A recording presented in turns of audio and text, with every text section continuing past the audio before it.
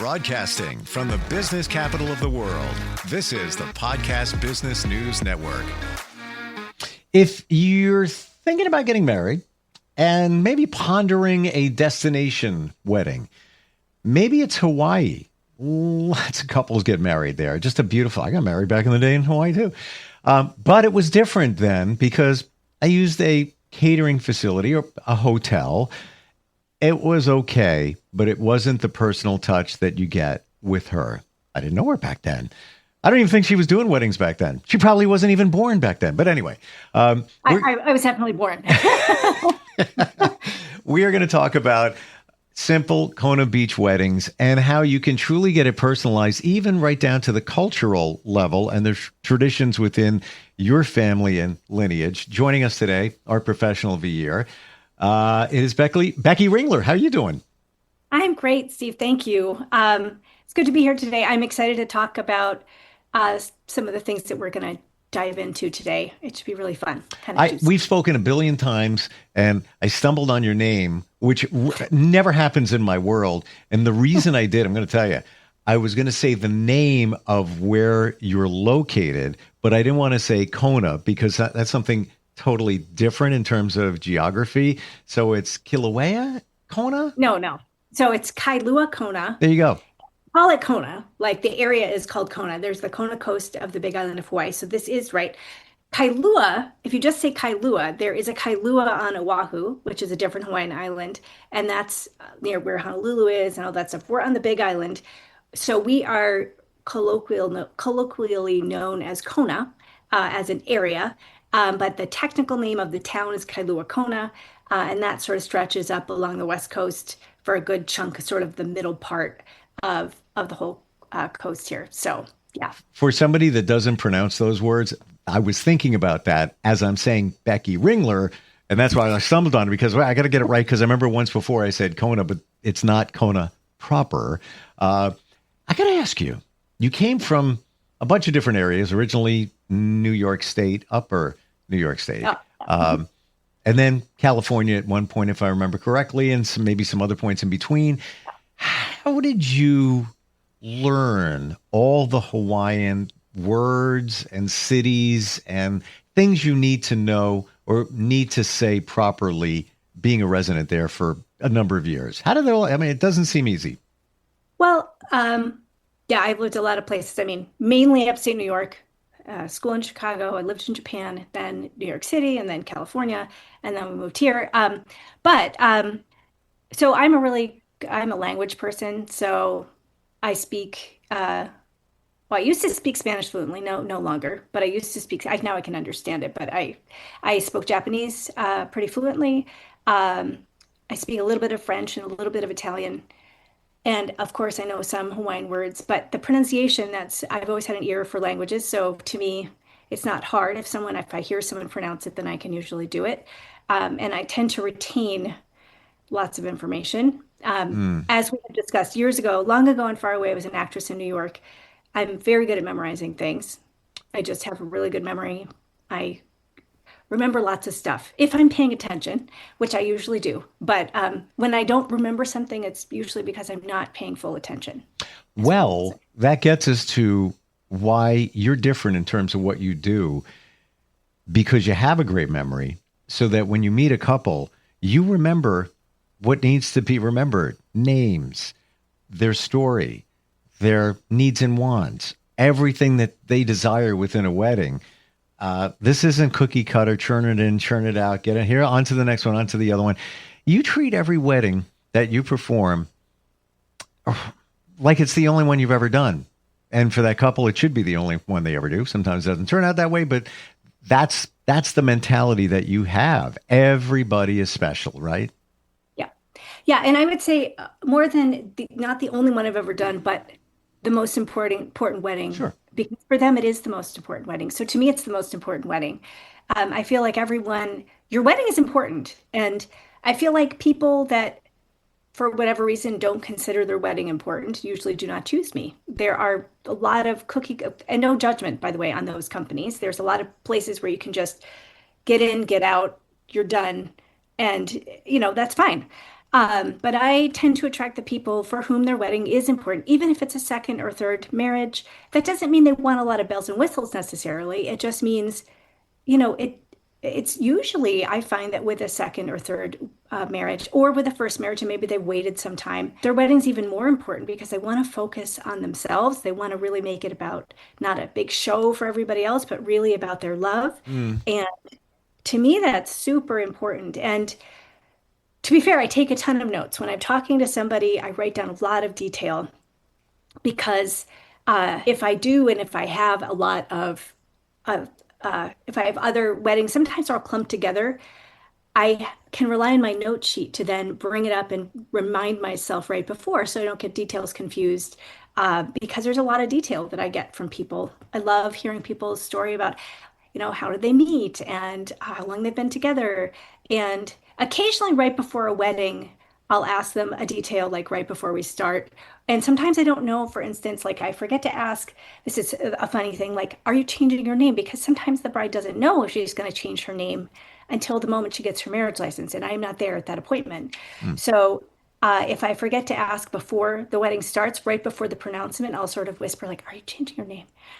And then I can pronounce them, or I just say their first names because those little details matter. But I feel like a lot of times in my reviews, people say Becky's very detail oriented. And the funny thing is I am very detail oriented.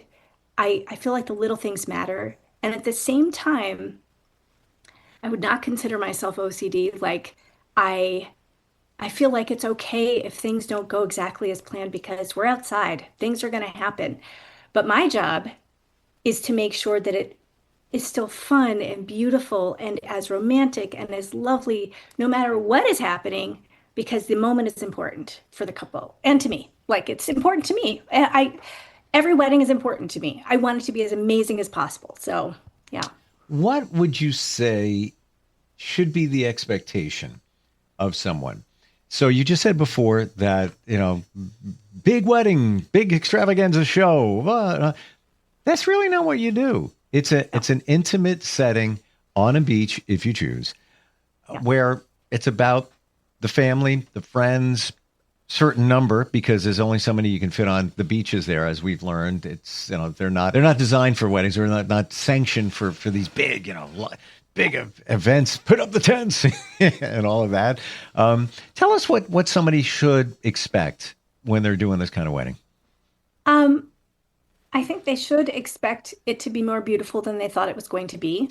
Okay. They should expect for it to just, for it to be a little more loose, maybe than other weddings that they've ever attended. People are standing typically. We can provide chairs for elderly or disabled people, but otherwise everyone has to stand. So in that case, it's a little bit. You can make it really formal, even though it's more casual. You're on the beach. It's going to be more casual when you're on the beach. Sometimes everyone is barefoot. Sometimes just the couple is barefoot. I'm usually barefoot on the sand. It is way more comfortable to be barefoot on the sand. And most of my couples, no matter how formal they are, will throw their shoes off before the wedding starts. By the way, you don't have to. If that is not your thing, you can wear shoes. Again, it's about your comfort. But I feel like you can also expect that no matter what the weather is, it's perfect for you. Usually it is sunny. Usually we have beautiful weather, but occasionally it can be cloudy. Sometimes we have, on the rare occasion we have sprinkles, there's usually a rainbow. So there's a lot of you can just expect it to be this unique, one of a kind experience because you're outside in the elements. And then my job is to make sure that no matter what is going on, it's still the space is held, that it is a meaningful, fun, beautiful experience. Again, sometimes we laugh a lot during the ceremony, and sometimes people are it's very romantic and they're crying and, whatever it is. But I think the point is that you can expect something that means something, and that it's going to be beautiful and perfect, exactly, even with any imperfections that may occur, a bird flies through or whatever it is, like a whale jumps in the background and everyone's distracted for a minute, whatever it might be. That it's going to be a really magical experience. Magical is a word a lot of my couples use to describe their wedding.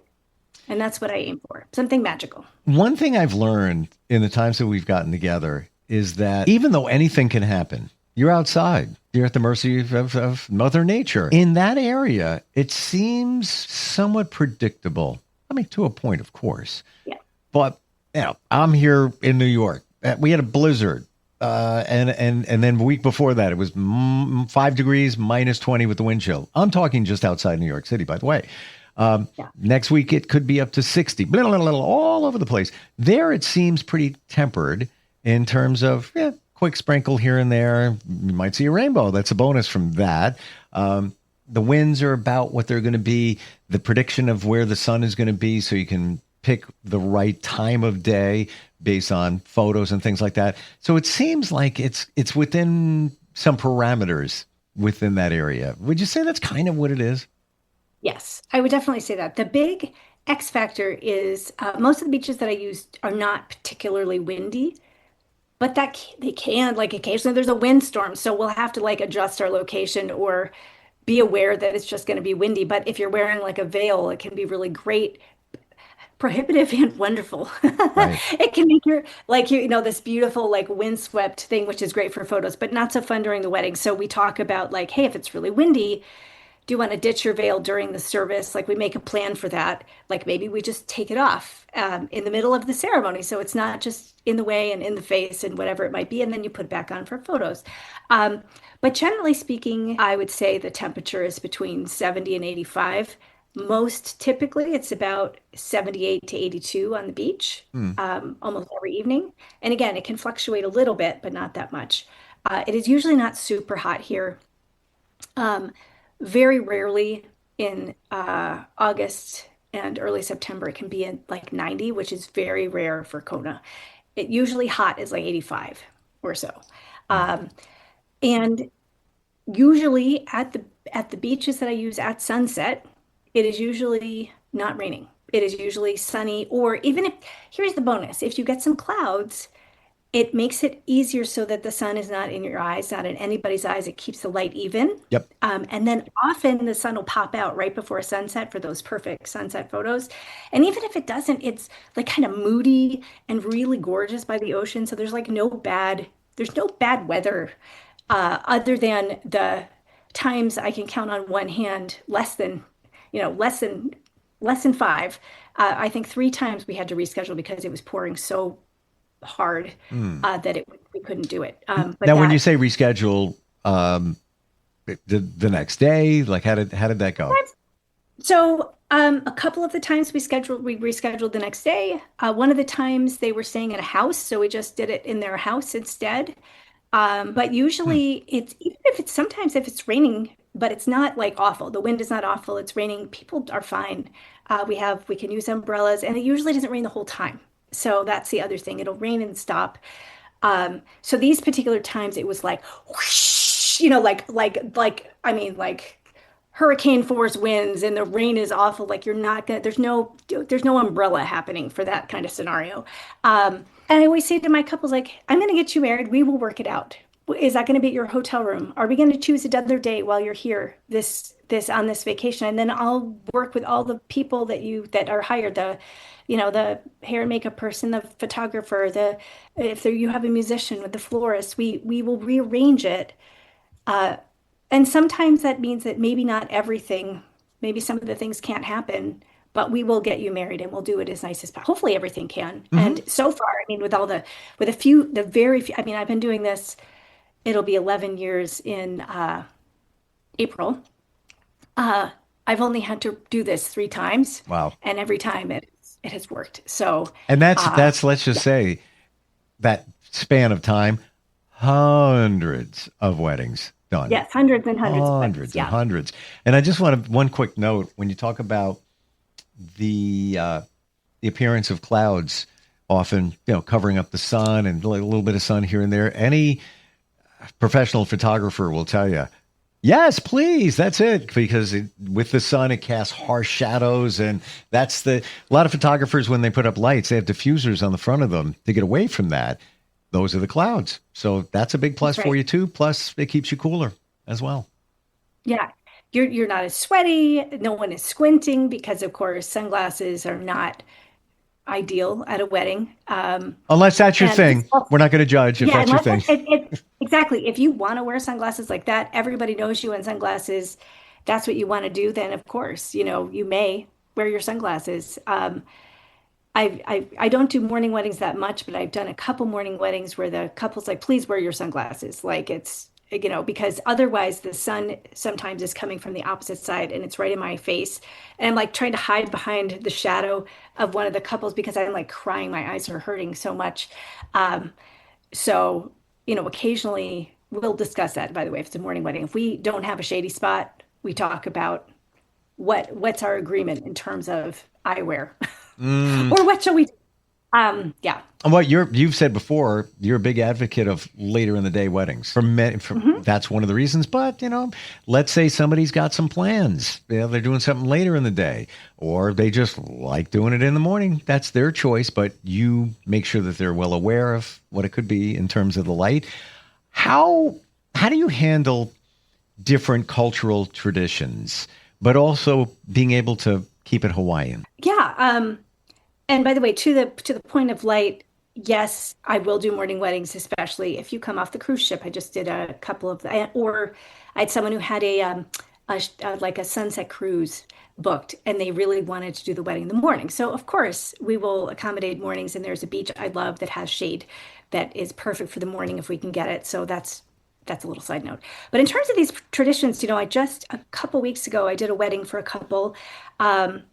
So the bride is Jewish, and I believe her husband has converted, and they wanted some Jewish traditions in the ceremony, but they decided that they didn't want to have a rabbi. Obviously, they're doing it here on the beach in Hawaii, and they love the idea of having the Hawaiian elements. But they still wanted me to incorporate a few things, like they did they had their parents put the talis around them, which is a tradition, is a little shawl that they put around. And I said a prayer, which ironically, it must be an Old Testament prayer because I knew that prayer from when I went to church when I was little, which is really funny. I was like, oh, I know this one. That's cool. And then they did the stomping of the glass and and then they had some special things for the ring vows that they really wanted to do. I think that was just the two of them had these special ring vows. I always talk with couples if they have special traditions. I've done the jumping of the broom for another couple. A couple of times I've done various traditions, religious or not, that are important to a couple, and we can work them into the ceremony so that it makes sense. So you have the Hawaiian traditions because you are getting married here in Hawaii, but also things that might be really important to you as a couple, and especially if the couple it's more about their tradition, not that it needs to be like, I don't need to be ordained in that faith for them to have those traditions. As long as they're cool with that, I'm happy. You tell me what you want, we'll work it in. Because I feel like, it's their ceremony. It's for them. I want it to reflect them and to feel happy and good. And yeah, so. Yeah, let's talk about the part about being ordained. See if I got this right. Let me see. Layman's terms, if you ordained, your function is really the legality of marrying the couple. It's not about the cultural side of it or the religion or any of that, right? Yeah, technically I'm an ordained minister, but it is a non-denominational Right. ministry. And then I'm registered with the state. I'm licensed by the state to perform weddings in Hawaii so that their wedding is legal. Yep. So, and believe it or not, there are a lot of people who do weddings here who are not licensed by the state. And then they're like, wait a minute, so my wedding is not legal. That's weird. So anyway, of course, I am both. And occasionally someone will have a friend or family member that wants to officiate. And often I will co-officiate. I'll add in the Hawaiian elements and they do the bulk of the ceremony. And if they don't want to get registered by the state, I will do the legal portions of the ceremony and then I can sign the papers. So it works out great. And then, of course, if they want to get, or like they really want to be on the marriage certificate, I can help them do that if they really need to, if they really want that. But yes, that was a little more expanded a little more on what you asked, but Well, yes. it's if somebody is concerned about the cultural side of things, to be aware of that. And if you got married anywhere, it'd be the same thing. It'd Yeah. be the same situation, just a different state. What are some of the different cultures you've done weddings around? Talked about Jewish wedding in Hawaii. What about some of the other ones? I've done some weddings where there's been some, like I was mentioning, the jumping of the broom, which is an African American tradition. Um, Certainly, there are certain denominations of Christianity where they have certain things that are very important to them. So I'll include a reading or a prayer or whatever it might be that is very special to them. Um, I've married people, I've married people of all different faiths, and trying to think if I've done any special things that have been requested. I did do, and I do have my whole ceremony in Japanese. Again, I used to speak Japanese. I have a friend, my roommate from college, or from no, when I was living in New York, is Japanese, and she's a professional translator, and she translated my ceremony for me a few years ago. So I don't think I would do the whole thing in Japanese without a lot of prep, but I have, like, for instance, I have my ceremony written in French and Spanish and in Japanese. So if they have people that are coming, provide the translation to their guests if they don't speak English, or so that they have a deeper meaning of the ceremony. Even if I don't, usually I don't follow the exact script, but they'll get an idea. Like, all the important things they'll understand. But and I think I told you once, I did have this couple who really wanted a theme of Game of Thrones. This was back when Game of Thrones was really big. And so I threw in some Game of Thrones languaging into it. And I have done hand fasting. I did a beautiful vow renewal for a couple last summer from England, and they had done a hand fasting ceremony during their wedding, and they had the people that were originally there at their wedding. And so I read what each of the ropes meant as the people came up and did the hand fast thing. Yeah, there's a lot of, there can be a sand ceremony, which is sort of Hawaiian, but it can have different meanings for different people. But I always say, ask me, and I can usually make it work. There's my theater background there. I'm very used to incorporating things and figuring it out and putting it in and making it special. So that's always fun. That's got to be the fun part where, somebody throws something new to you. Let's say you've never done an Indian cultured wedding. All right. Side note, I have been to an Indian wedding. My cousin married an Indian woman. We went to India for their wedding. It was a 5-day, very detailed, amazing affair. I have not done one of those because they tend to be, I have married Indian couples, but I have not done, I mean, it is like a whole thing that I feel like you need an expert on that. But if there was a certain tradition they wanted to do, I'm happy to Incorporate. entertain. Yeah. Yeah. There's so many variables there. It all comes back to one thing: the beach and love. Like, that's why you're there. How do we connect with you, Becky? Well, the best way is through my website, which is just simplekonabeachweddings.com. I always ask people the best way is to fill out the form on my site, and then I will connect with you and set a time for a Zoom call. That way I love talking with everyone one-on-one, and I'll get to know you, see if we've got a good fit, and we kind of go from there. So, yeah. Simple is such a key word here because it could be a little complicated on the back end, but it doesn't show. You make it look simple, and you keep it simple too, where it doesn't get complicated. Again, don't expect big tents, elephants walking through, dog and pony, trapeze artists. No, this is a intimate, beautiful, loving, compassionate, wonderful wedding on a beach. I think that's the starting point of the expectation. That's why you're there. You showed up. Yeah. Or you can go to a venue if that's your choice, if you want something more. I opt for where you got there. And guess what? I was at the venue. Not my thing. It's okay. It's all right. Nothing bad there, but just the visual. And I've seen the pictures of weddings that you performed, talk to the couples too, rave reviews, all of that. simplekonabeachweddings.com. Thank you for being here today. Thanks, Steve. We'll see you again soon. Yep. We'll talk soon. We'll be right back.